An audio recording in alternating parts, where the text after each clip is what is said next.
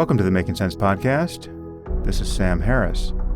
Just a note to say that if you're hearing this, you're not currently on our subscriber feed, and will only be hearing the first part of this conversation.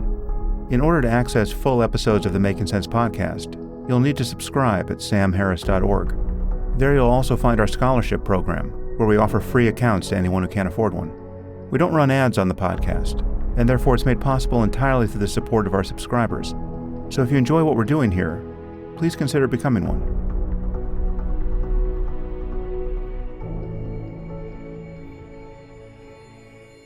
Today I'm speaking with Amishi Jha. Amishi is a professor of psychology at the University of Miami, and she serves as the Director of Contemplative Neuroscience for the Mindfulness Research and Practice Initiative, which she co-founded in 2010. She received her PhD from the University of California, Davis, and did postdoctoral training at the Brain Imaging and Analysis Center at Duke University. Amishi's work has been featured at NATO and the World Economic Forum and the Pentagon. She's been covered in the New York Times, NPR, Time Magazine, Forbes, etc. And her TED Talk, titled How to Tame Your Wandering Mind, has been viewed over 5 million times. And she's the author of the book Peak Mind. We focus mostly on attention and the brain. We discuss how attention is studied, the failure of brain training games, the relationship between attention and awareness, mindfulness as an intrinsic mental capacity, the neurological implications of different types of training in meditation, the neural correlates of attention and distraction, the prospects of self-transcendence, the link between thought and emotion, the difference between dualistic and non-dualistic mindfulness, how we might study non-dual awareness in the lab, the influence of smartphones, the value of mind wandering, and other topics. And now I bring you Amishi Jha.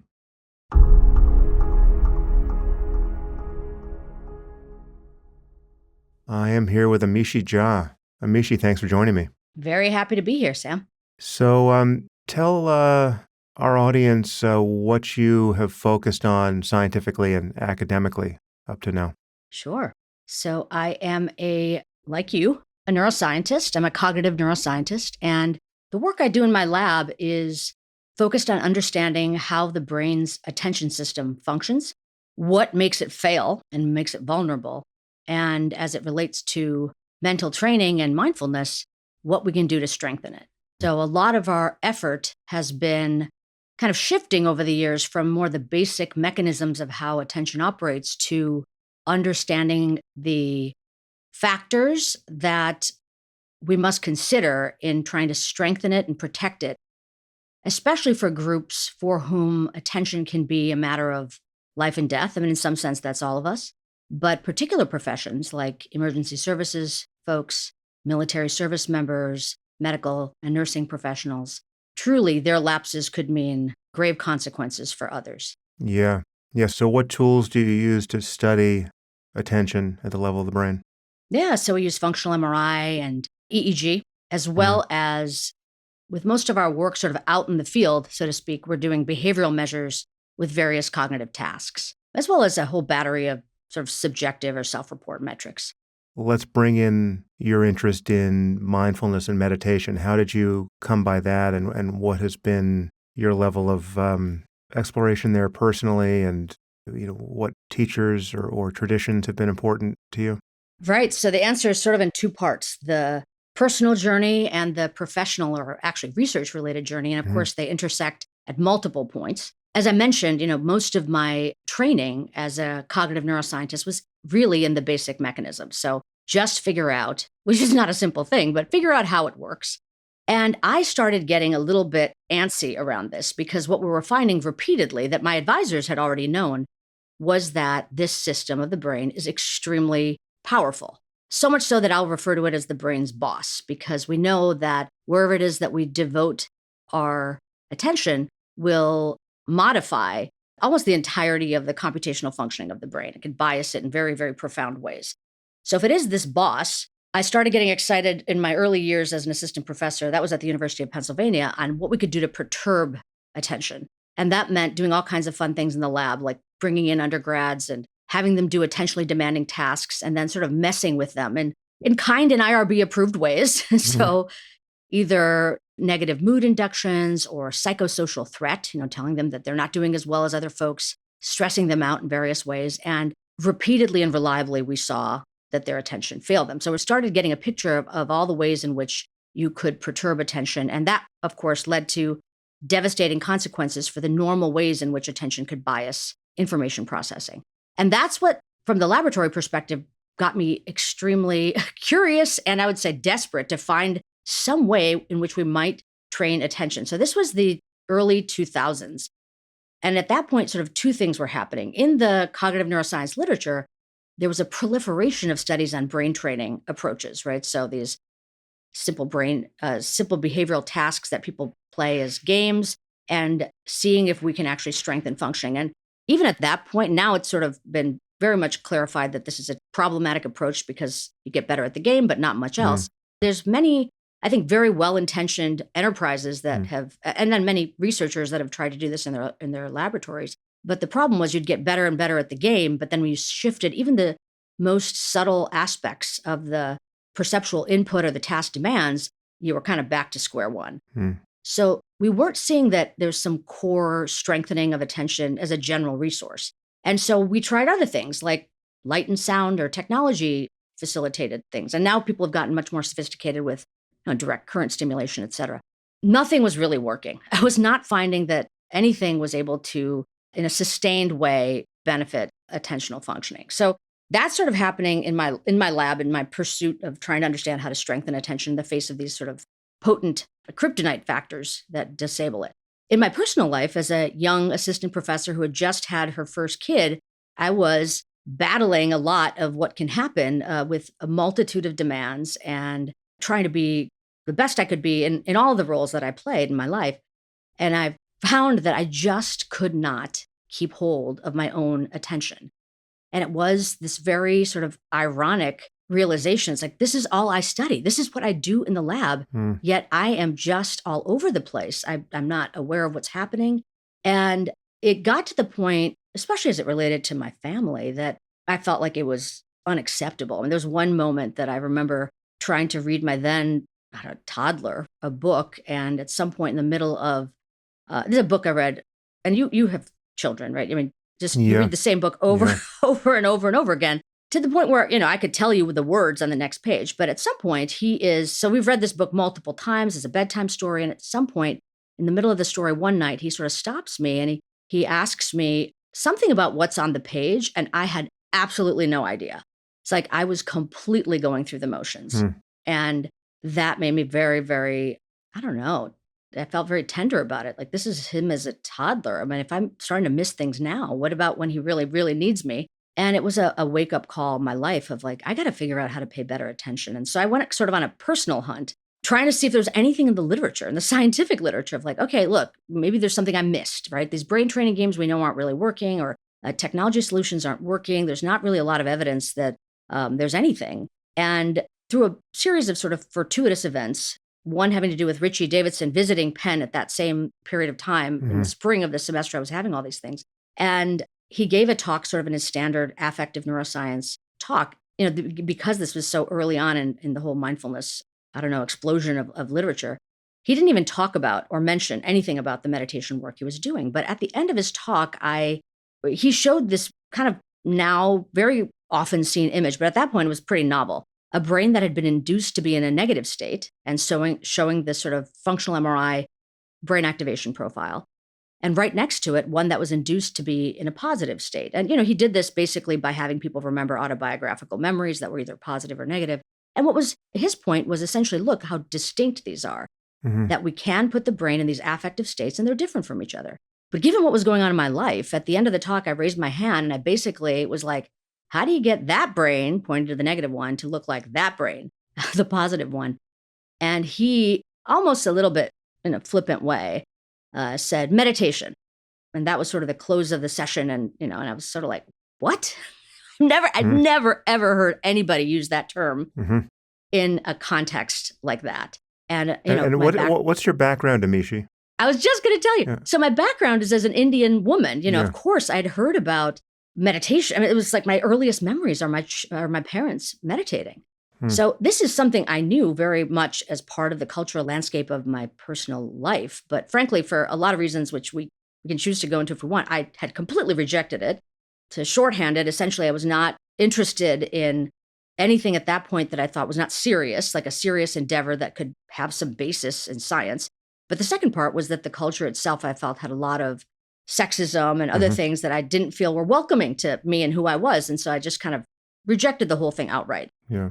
So in some sense, like I had already had like a thing against meditation from my personal background. And then here is this affective neuroscientist who I admire and, I really respect. And he's saying this term and I couldn't kind of square the two. So at some point later on in his visit, we had a chance to sit down and talk about what he'd been up to.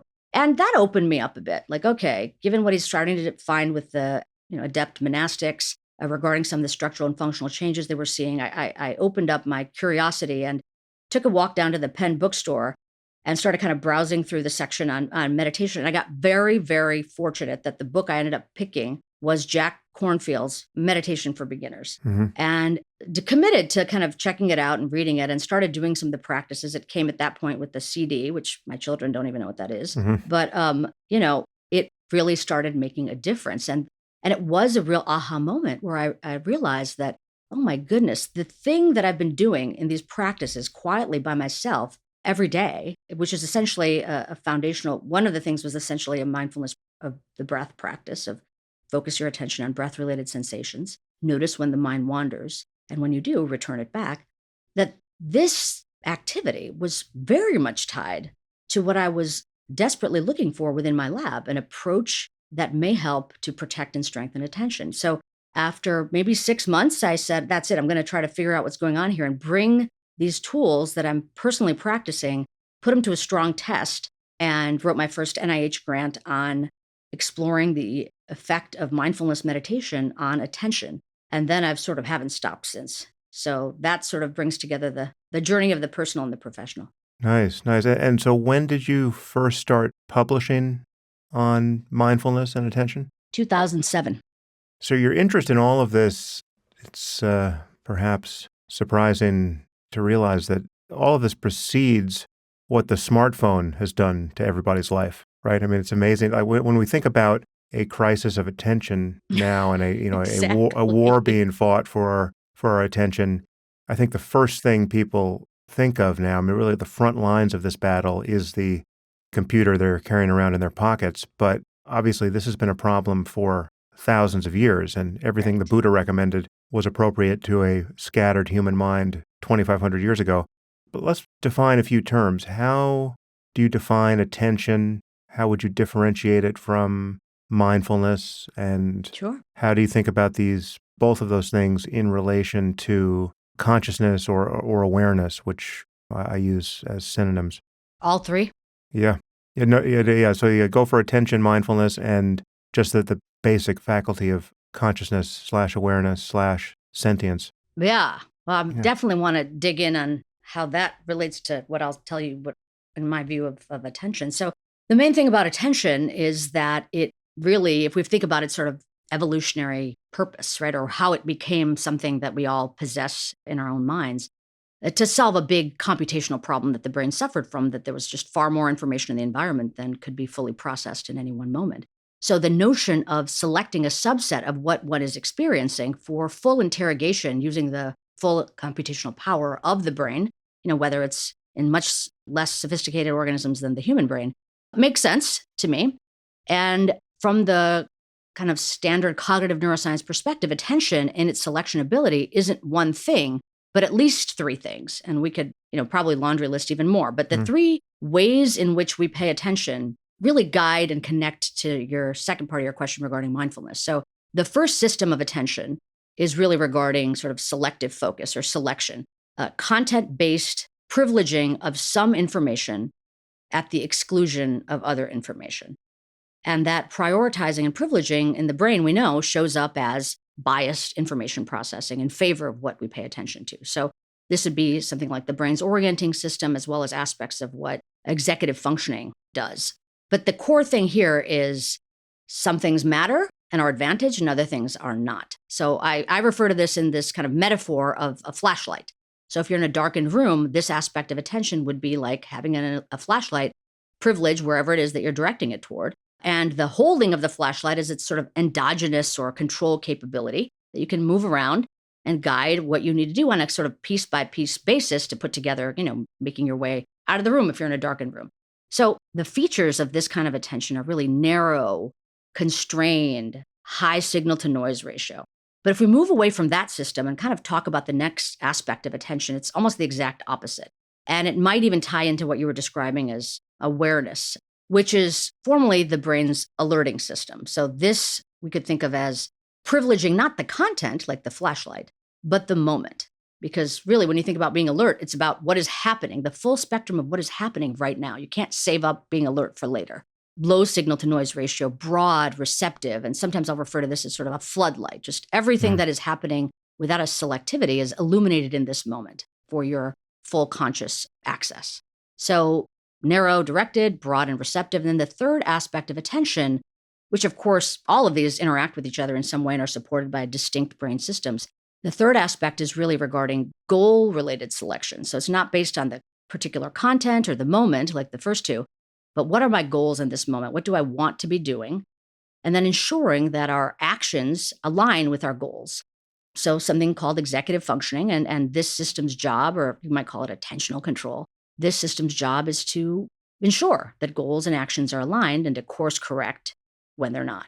And I like the metaphor here of a juggler. So you're kind of keeping all the balls in the air. You're not trying to do every single individual task, but you're overseeing and coordinating. So all three of these, in my mind, very much relate to mindfulness and mindfulness practice, which I'm happy to talk about next. But just want to pause. Is there anything else you wanted to ask me about? Yeah. Well, so just to frame that just slightly differently, but to give it an experiential sense for people. So people are obviously listening to us now and trying to pay attention to the thread of this conversation, but they might be doing other things simultaneously. They might be taking a walk or driving and paying attention to other things. And so they're this kind of spotlight function of awareness that can select a subset of experience, however momentarily, is constantly doing that, right? So they get distracted from the flow of this conversation by something in the environment. They might suddenly notice that might, quote, demand their attention. And all of that competition is happening in the context of this wider field of awareness that you just described as a kind of floodlight. It's the wider space of experience from which things can get promoted to focus, where the background can suddenly become foreground. So you can take this in one sensory channel, right? So if you're looking in your visual field, you can focus on a single object, and you can attempt to focus on that thing to the exclusion of everything else. And yet you still notice that you see more than that object.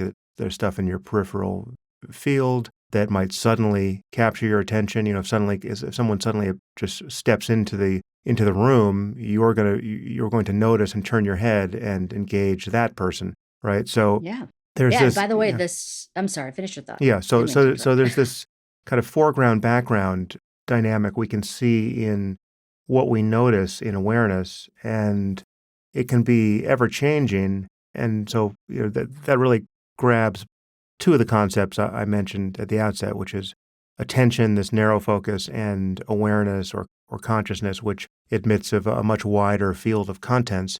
And now we're bringing in mindfulness to the picture, which is this export from Buddhism explicitly, although it has analogs in other traditions, which is a way of training the mind to pay attention in a very specific way.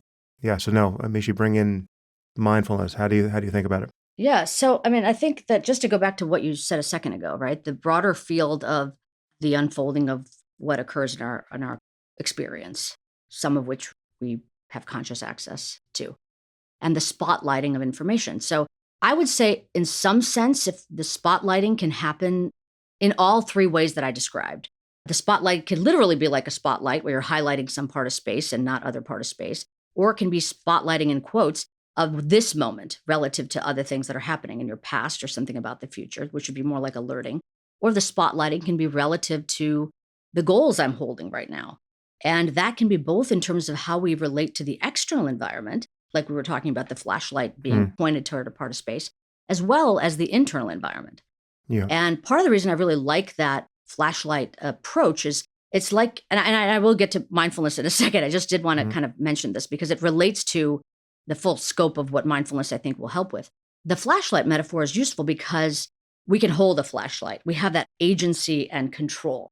But if we are walking down a darkened path and we're pointing the flashlight toward where we want to walk it, it's goal-directed attention, right? So sort of executive control and this kind of capacity to select are working together. If you hear a rustling, what's going to happen? You're going to get captured by it. The flashlight, even without much preparation, is going to be pointing to something else, probably where you thought you heard the noise come from. So not only is it endogenous or controlled, but it can be exogenous and captured by things that are happening in our environment. And this flashlight can be pointed to internal mental content and can also be captured by internal mental content.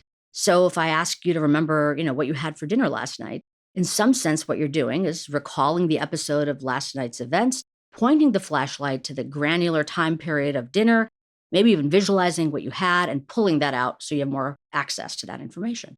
Or it could be captured by like a thought, like, oh, shoot, did I leave my, faucet running or whatever it might be. So I think that the internal external domain, as well as this multiplicity of how we spotlight information, is important to think about.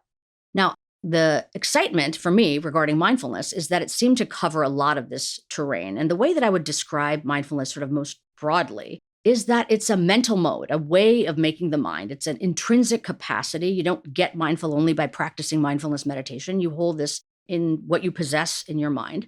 And that mental mode is characterized by this sort of purposeful attention to our present moment experience with these qualities of non-elaboration and non-reactivity. So we're doing our best when we are in a mindful mode of getting the raw data, not an editorialized version, but the raw data of our present moment experience that has both to do with what's happening sort of externally and internally.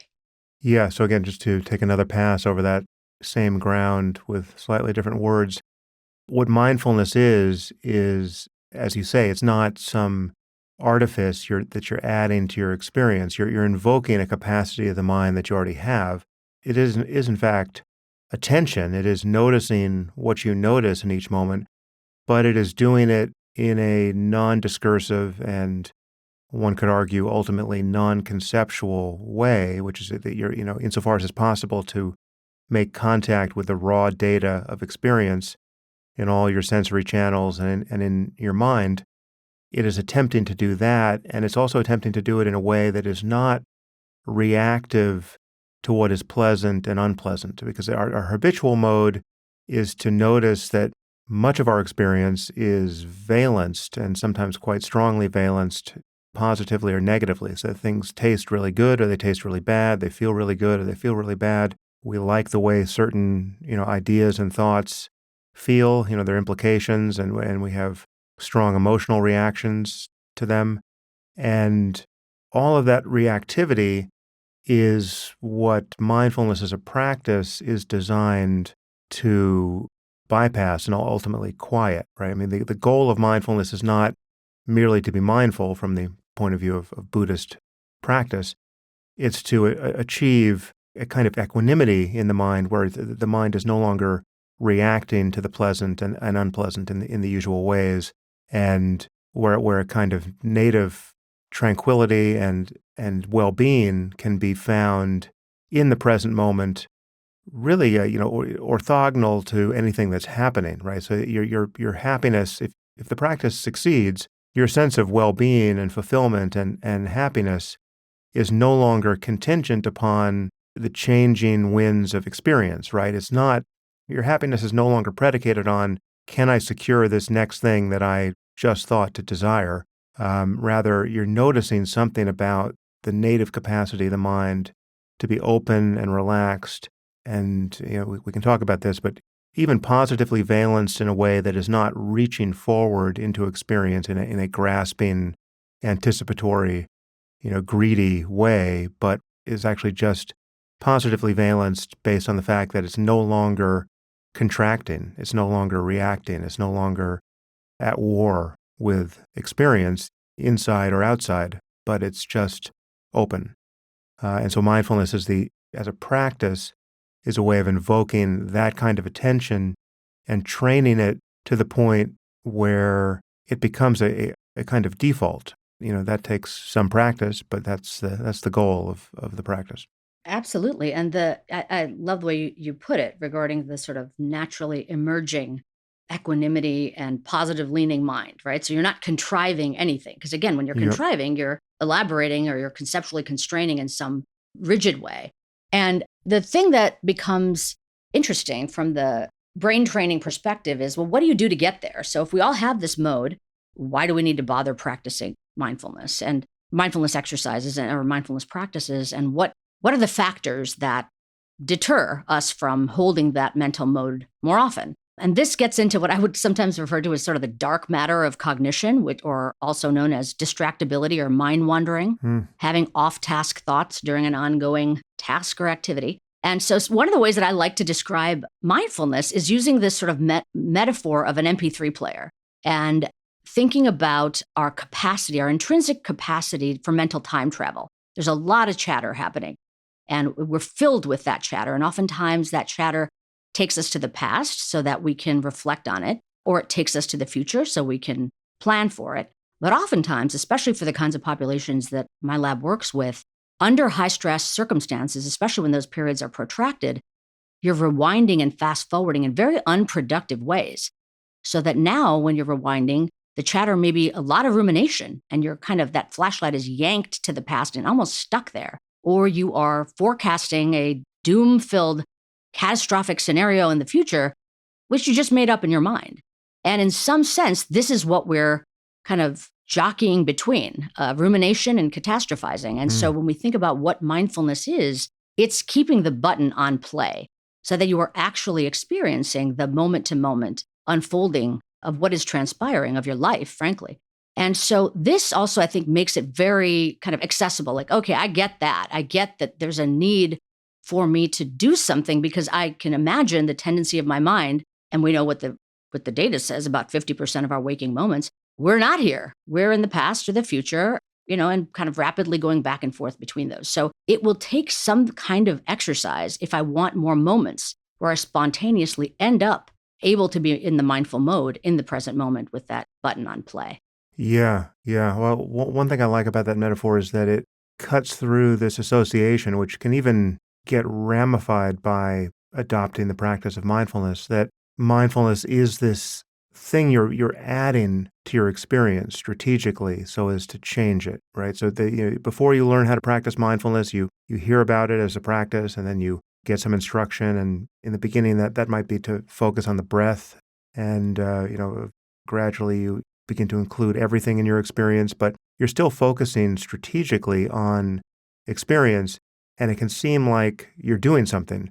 Whereas in reality, when the practice is actually working, what you're doing is less of something. You're less distracted, right? So you're on play more and more. And the truth is, there really is only play, right? I mean, Right. your life is always on play, and what you're calling rewind and fast forward are really just the intrusions of thoughts about the past and the future. Absolutely. And you're not Yeah. noticing thoughts as thoughts because you're distracted by them and identified with them. And mindfulness is just this ultimate stepping back into a recognition that you are simply this condition in which everything is appearing. Thoughts about the past, thoughts about the future, present Mhm. percepts and sensations. And there's simply this condition of appearance, and you can either recognize it clearly or you can be confused. You can be in a kind of waking dream where you are unaware of your actual condition, right? I mean, there is something, perhaps we can bring in this other feature here, which we have begun to talk about but not named, which is this: what is the nature of our distraction? I mean, there's this capacity we have to be thinking without clearly knowing that thoughts are arising. And what's more, we not only don't recognize the presence of thought clearly, we feel in some way identical to our thoughts. We feel that the arising of this next thought seems to be our true condition as subjects in the middle of our experience. It seems to create a middle of experience, right? We don't feel identical to the totality of our experience.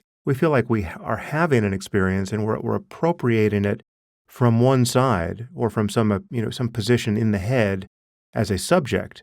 And this feeling of subjectivity, this feeling of self, the feeling that there's this I in the middle of things, is what it feels like to be identified with thought. It's what it feels like to be thinking without clearly knowing the status of each arising thought as an appearance in consciousness.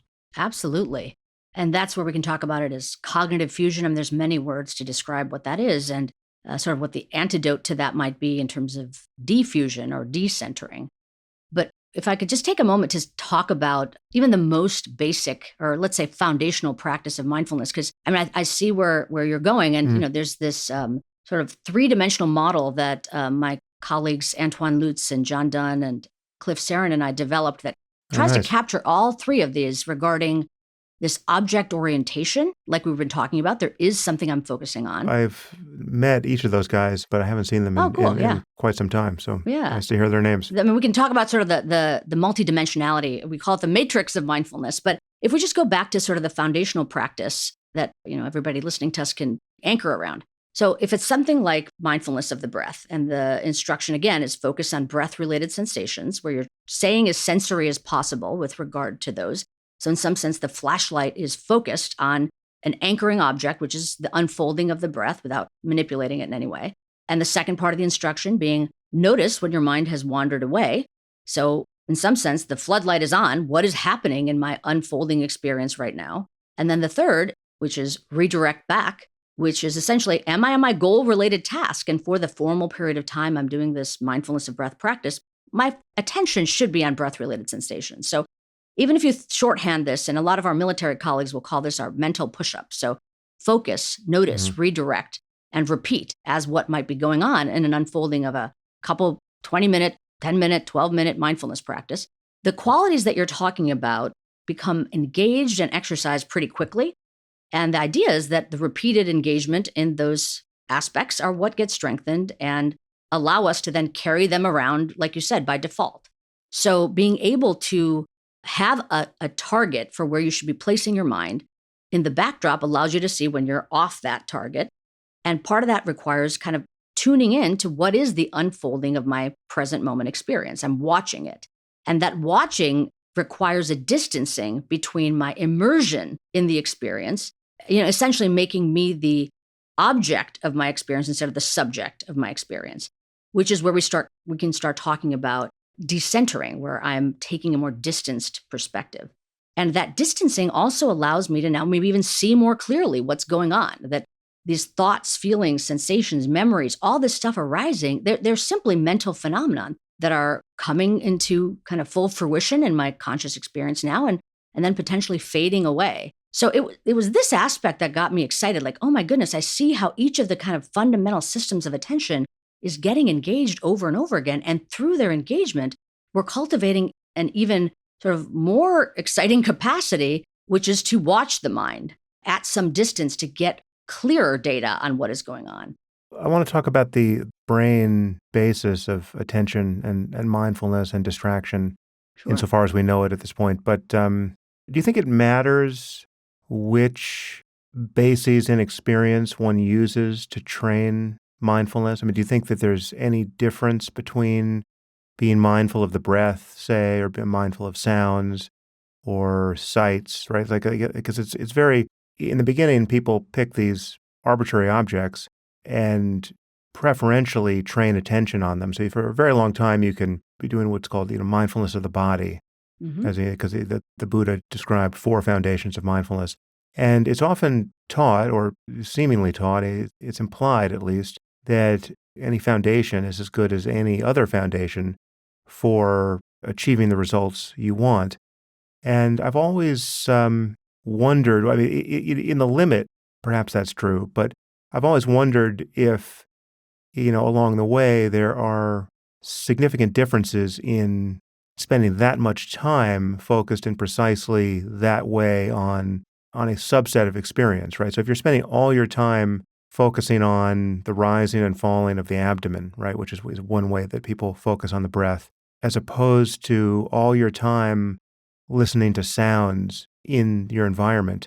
And in each of these techniques, you're doing it dispassionately, you're letting go of thoughts, you're just connecting with the raw data of experience, and you're not clinging to the pleasant or pushing the unpleasant away. But it does seem to me that neurologically, you're still doing something fairly distinct between those two types of training. And if you're spending 10,000 hours doing one versus the other, you might achieve a different result in some ways.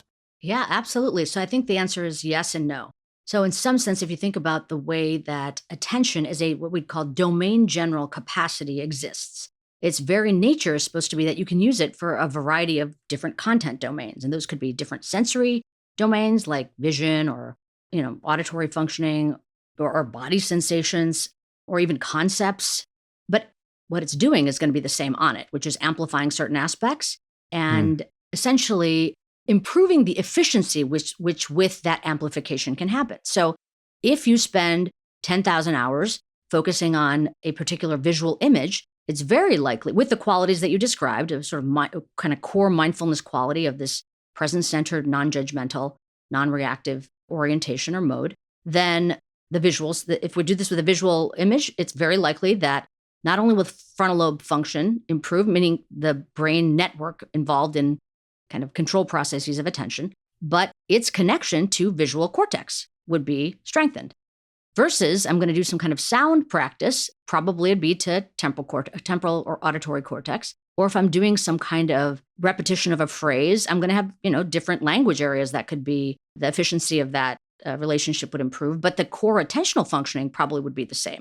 And what it tends to look like is that is the case, that when you compare different traditions and different functions, if the recipient of that mindful orientation differs, the system with which frontal lobe attention systems will connect will be different. But the frontal lobe, I don't want to call it frontal lobe, but the control circuitry will be the same. At least that's the picture that's emerging. And in some sense, if you want to maximize the flexibility and generalizability of the strengthening of attention, it might even be a good idea to vary what the recipient is, whether it is a sound or a body sensation or something else, because the target or anchor may not really be the thing that you care about most, but really cultivating the control of your relationship to it that you're looking at. Yeah, and I've often worried that a narrow focus, let's say that you use interoreception as your foundation, which is effectively what one is doing if one is focusing on the rising and falling of the abdomen, that gets pretty quickly to just a sense of the internal body states as one's primary focus. How much one wants to be, growing one's connections to insular cortex, right. Is given all that does. I mean, the insula is it's doing many essential things, but it's also the basis for feelings of disgust and sensitivity to a wide variety of internal states, which if you turn up the volume on all of that, I can imagine, and having done a fair amount of practice of that sort, I felt I wasn't thinking about it in neuroanatomical terms at the time, but I can imagine that it can make you sensitive to things that where increasing sensitivity in that channel isn't actually making you more functional, much less wise, right? Like to be acutely conscious of your, the state of your gut does not equip you to function happily in most experiences most of the time, right? And it can actually become synonymous with just something like, irritable bowel syndrome, right? Like it's not what you want to have capturing your attention all the time. Right. And, so insofar as the practice is not, the goal of the practice is not to become more inward and neurotic and distracted by one's, every, digestive misadventure, it's worth taking a moment to think about the consequences of paying attention to specific things. And I agree that it does make sense to just cast the net of attention as widely as possible and remain aware that the goal is upstream of any one of the downstream channels that we might notice, right? It's at the seat of, are you actually able to remain awake and aware and equanimous given all the things you notice moment to moment? Absolutely. So I would say for sure, we want to think through the downstream systems that we're going to be interacting with, so to speak. And for sure, we do adjust when there are particular populations where it's a particularly bad idea, right? Somebody that has high anxiety or hypervigilance, you don't want them to spend a lot of time in sensations that are already going to be at baseline heightened. And so you might do something like, don't close the eyes and focus on sort of the interoceptive landscape. Instead, let's keep your eyes open and maybe do something that has to do with an active practice, like the sensations of the feel of the ground as you're walking. Yeah. So I think things have to be adjusted in a way that we can do it ourselves, obviously, but also as we're thinking about what to offer people from a variety of different backgrounds and predispositions and even illnesses, we want to be sensitive to that.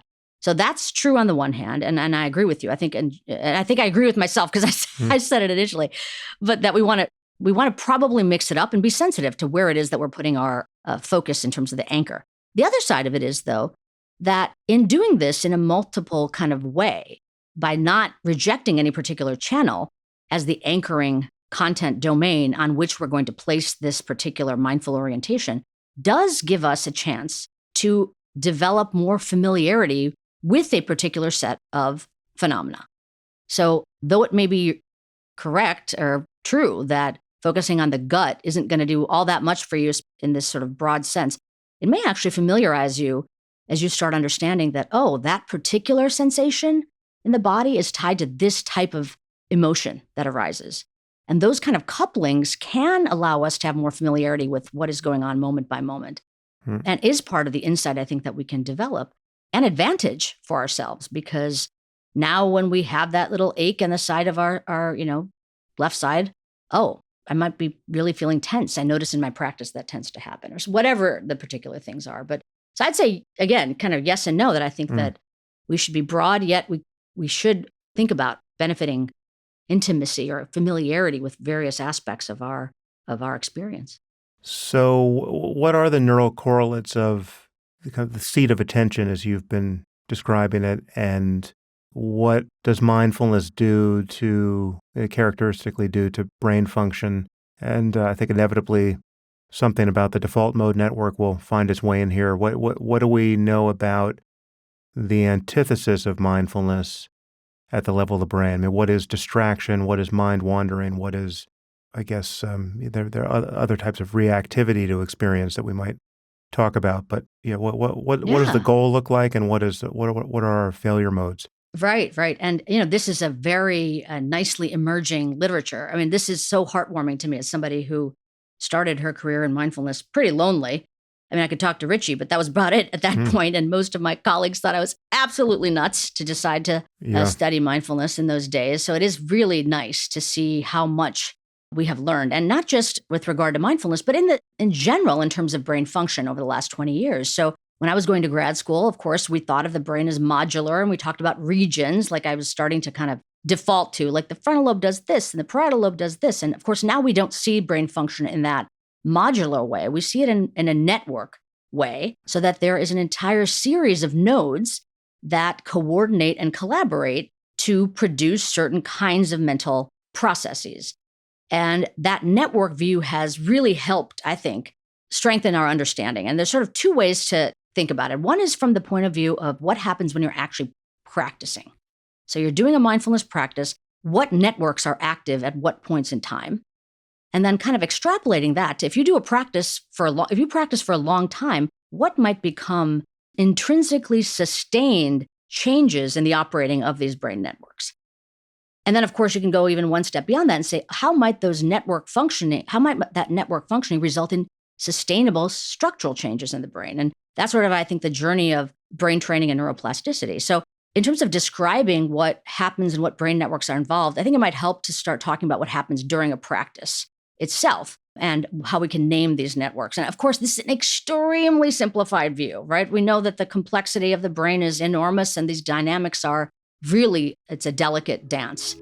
But in general, what we could say is that when we have the instruction to focus our attention on a specific object, there's kind of two prominent things that might happen. The first is that we have our... If you'd like to continue listening to this conversation, you'll need to subscribe at samharris.org.